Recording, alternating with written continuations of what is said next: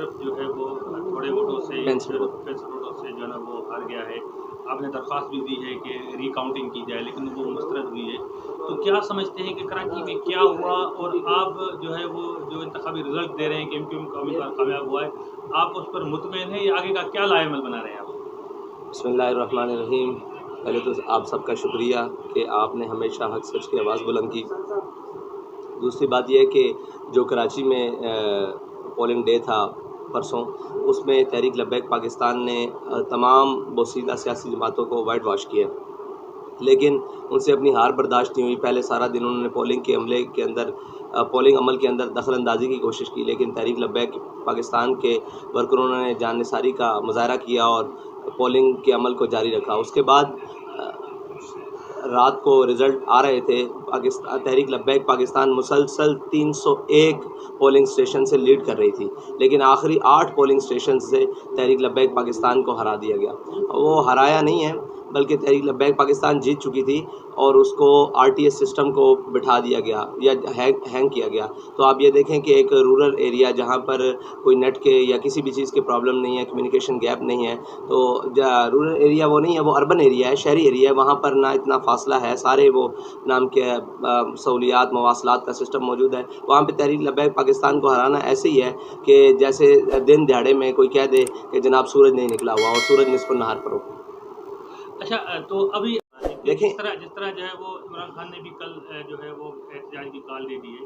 तो और जमातें भी इस तरह जो है एहतजाज में शरीक होंगी, आपका क्या लाएमल होगा? देखिए, हमारा लाएअमल है कि सिर्फ ये बात एहतजाज से नहीं है, इसके ऊपर अमली लाएअमल बनाया जाए। अगर इंडिया ये कह सकता है, और इंडिया ने बहुत बड़ा बयान दिया है कि अगर हमारी मईशत काबू में ना आई तो हम रशिया और ईरान से तेल ले सकते हैं, तो हमारे लोगों को क्या प्रॉब्लम है कि वो किसी भी मुल्क जहाँ से उनको आसानी से चीज़ें मिलती हों, वो अमेरिका की खुशनुदी छोड़ने की बजाय, देखने की बजाय, और IMF की खुशनुदी को हासिल करने की बजाय, अभी मिफ्ता इस्माइल साहब का बयान था कि हमसे IMF खुश नहीं है। तो भाई, आपसे तो कौम खुश नहीं है, IMF कैसे खुश हो? आपने अपनी कौम को तबाह करके IMF को खुश करने की कोशिश की, लेकिन ये कुरान का फैसला है, कभी भी ये तुमसे खुश नहीं हो सकते जब तक तुम इनके दीन पर ना आ जाओ। हमारा ये है कि हम इसके ऊपर अमली बनाया जाए, अमली अमली इकदाम किए जाएँ ताकि ये कौम को महंगाई की चक्की से बाहर निकाला जाए। लेकिन इसके लिए कौम को भी दुरुस्त फैसले करने होंगे और उन लोगों को आगे लाना होगा जो लोग कौम का दर्द रखते हैं और कौम की परेशानियों को, मुश्किलात को समझते हैं। वरना यही लोग दोबारा घूम घूम के आते रहेंगे। अभी बल्दियाती इंतखाब है, बहुत अच्छा मौका है कि कौम नए उम्मीदवारों को, नए चेहरों को, सही लोगों को सामने लाए ताकि इन जालिमों से जान छूटे और अमलन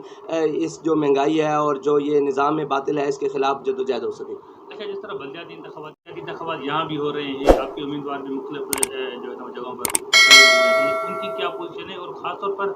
जो मुखालिफ पार्टीज़ हैं, यहाँ पर तस्लीम पीपल्स पार्टी है, उनकी जो मुखालिफ पार्टी है तो वही इल्ज़ाम लगा रही है कि पुलिस का इस्तेमाल कर रहे हैं और ज़बरदस्ती उम्मीदवारों को बिठाया जा रहा है, या उन पर मुकदमा दर्ज किए जा रहे हैं, या उनको पैसों के एवज़ खरीद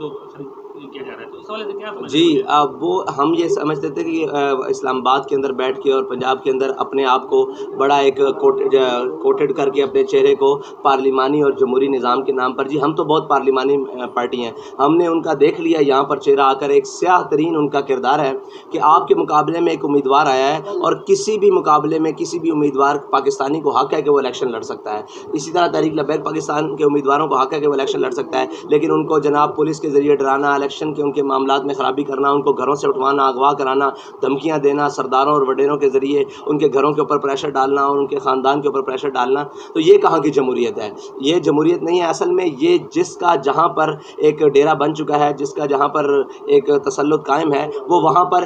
वक्त का यजीद बनकर बैठा हुआ है। और इंशाअल्लाह अगर ये वक्त के यजीद है तो हमने भी एक ठान रखी है कि इंशाअल्लाह हम हुसैनी किरदार अदा करेंगे इनके मुकाबले में। कमीशन में या अदालतों में दोबारा जाएंगे, जी, इसको चैलेंज करेंगे, जी, क्या मुतालबा रखते हैं? इलेक्शन कमीशन के हाँ हमने दरख्वास्त दी रिकाउंटिंग की, और रिकाउंटिंग से पहले उन्होंने कहा कि मुस्तरद शुदा वोट जो हैं, हमने दिखाया कि हमारे एक पोलिंग बूथ से 74 वोटों को मुस्तरद किया गया, 74 वोटों को। हमने उसके ऊपर उनसे बात की तो उन्होंने कहा जी आ जाएँ। उसके हाँ जब वो मुस्तरद वोटों की बात हुई तो एक थैले से हमारे तकरीबन 14 वोट निकले, एक थैले से जो सही वोट थे। तो उसके बाद वहाँ पर दीगर सियासी जमातों के लोगों ने हंगामा राई शुरू कर दी और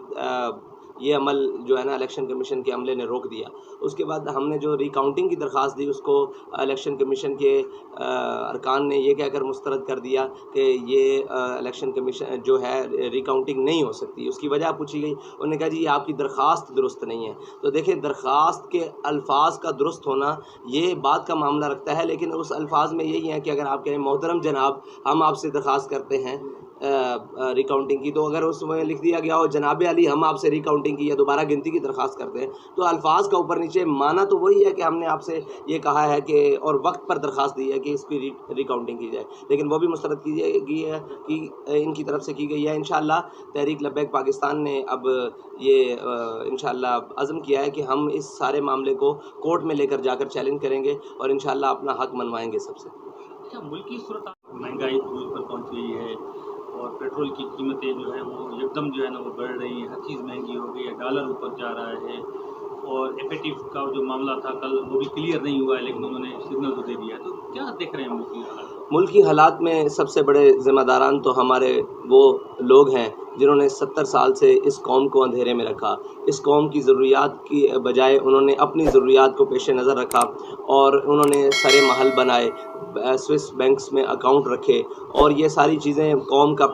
مال لوٹ کر باہر کے ملکوں میں کیا اور اپنی عیاشیوں کا سامان باہر رکھا، اپنے بچوں کو تعلیم باہر سے دلوائی، اور یہاں صرف وہ سیاست کے لیے یا حکمرانی کے لیے آتے ہیں۔ تو سب سے بڑا ہمارے ملک کا المیہ یہ ہے۔ میں آپ کو بتاتا ہوں کہ جب تک ظلم کا نظام اور یہ باطل نظام موجود ہے اس وقت تک پاکستان کبھی بھی صحیح ٹریک پر نہیں جا سکتا، نہ پاکستان ترقی کر سکتا ہے، کیونکہ آپ نے ایک وہ کہتے ہیں خربوزوں کی رکھوالی میں گیدڑ بٹھائے ہوئے ہیں، اور وہ گیدڑ ایسے ہیں کہ اگر ان کو دشمن دھمکی دے تو جناب وہ دم دبا کر بھاگ جاتے ہیں، اور اگر اپنی قوم کا کوئی بندہ سچ بات کرنے لگے تو اس کے اوپر گولیاں چلاتے ہیں، اس کے اوپر تشدد کرتے ہیں، اس کے اوپر پرچے کاٹتے ہیں۔ تو یہ گیدڑ ہمارے اوپر مسلط کیے گئے ہیں، اور یہ سارے وہ خواہ عمران ہو، وہ زرداری ہو، وہ نواز شریف ہو، وہ جو بھی ہوں، یہ سارے ہمارے امپورٹ کیے ہوئے ہیں، یعنی کہ ان کے اوپر بیرونی آقاؤں کی آشیرواد ہے، وہ ایک کو بدل کر، یعنی کہ چور کی جگہ ڈاکو لے آتے ہیں، ڈاکو کی جگہ رہزن لے آتے ہیں، رہزن کی جگہ جناب رساگیر لے آتے ہیں، رساگیر کی جگہ قبضہ مافیا لے آتے ہیں، اسی کو پلٹ کے نظام ان لوگوں کو،